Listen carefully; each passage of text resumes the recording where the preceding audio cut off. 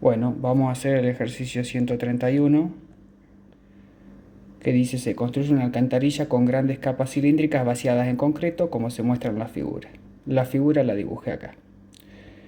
Y dice: usando la fórmula para el volumen de un cilindro, dada al final de este libro, explique por qué el volumen de la capa cilíndrica, es decir, del volumen del concreto usado, es esta fórmula que aparece acá.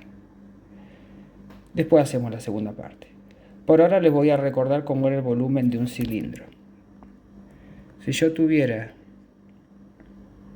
un cilindro de radio R y altura h, su volumen es pi por radio cuadrado por h, donde este pi por radio cuadrado es el área de una tapa y al multiplicarlo por la altura de la figura queda el volumen.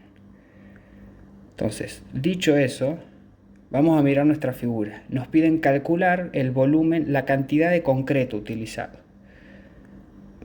Yo digo, bueno, voy a primero imaginarme que tengo la figura de afuera nada más, el cilindro más externo.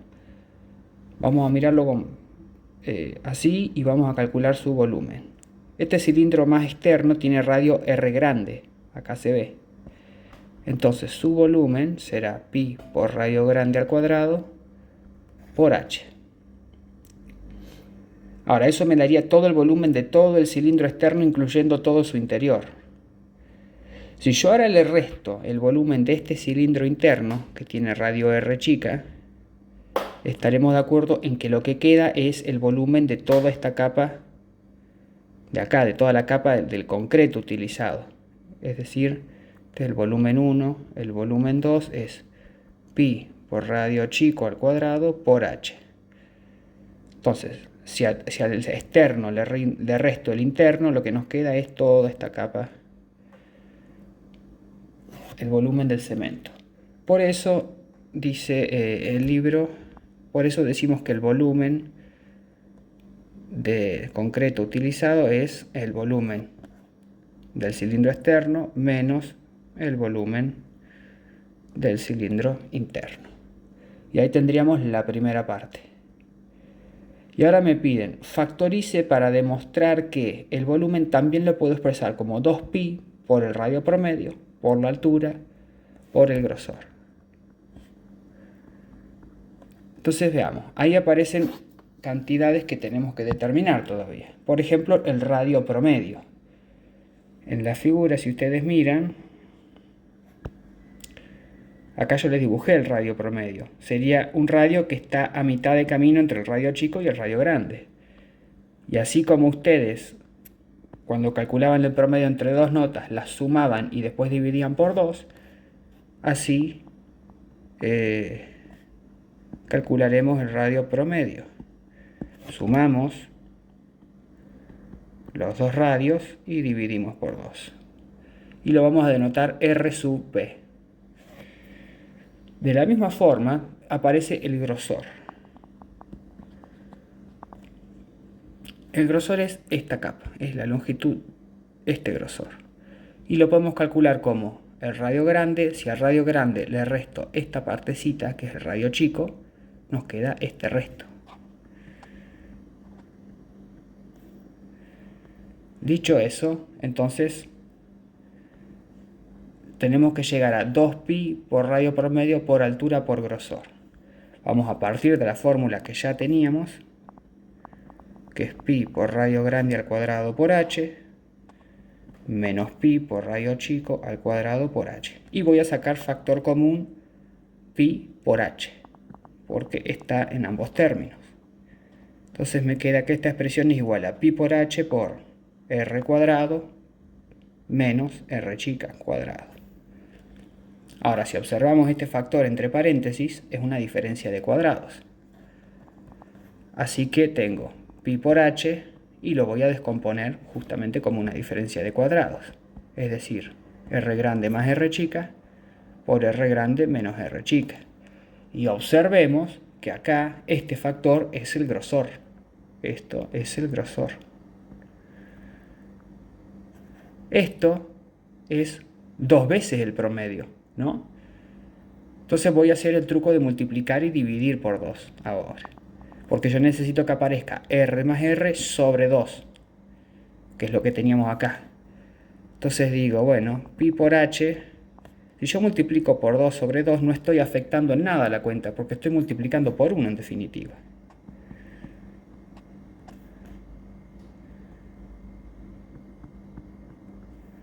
Y ahora lo que uso es un truco algebraico. En vez de expresar este 1 como 2 dividido 2, a este 2 lo voy a pasar dividiendo al R más R. De la siguiente forma.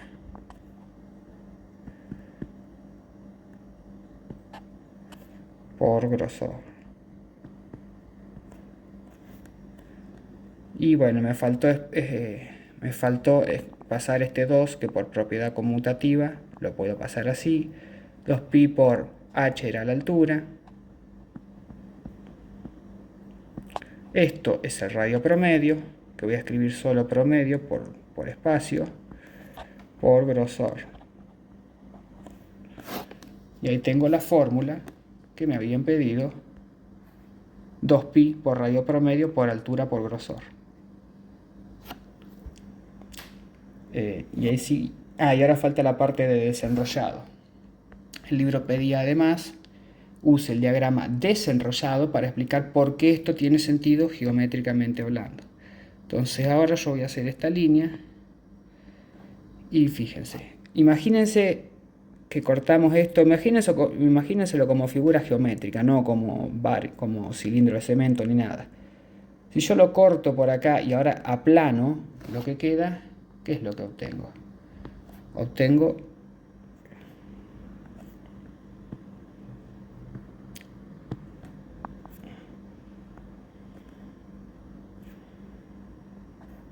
una figura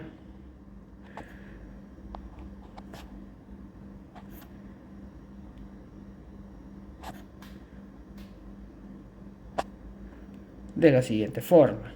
Ahora, ¿qué pasaba? Esta longitud era justamente el perímetro de este cilindro. Imagínense que el cilindro ahora lo apretamos y que ya no tiene más grosor, que tiene grosor finito, o sea, que tiene grosor diminuto. Su perímetro será 2 por el radio promedio por pi, porque eso es una propiedad de las circunferencias. El perímetro de una circunferencia es 2pi por el radio. Además, esta es la altura del cilindro, es esta misma altura de acá. Y esto, si lo piensan, es el grosor. Ahora, esto que nos quedó es un paralelepípedo, y nosotros podemos calcular fácil el volumen de un paralelepípedo. Es el producto de todas sus dimensiones. Es decir, es 2. En vez de RP, pi, voy a escribir 2pi por RP, base por altura, por profundidad, que es grosor. Y ahí tienen la explicación de por qué tiene sentido si lo desenrollamos. Es esta misma fórmula que acá arriba. La altura está acá, el radio promedio está acá y el grosor está acá. Y así concluye el ejercicio.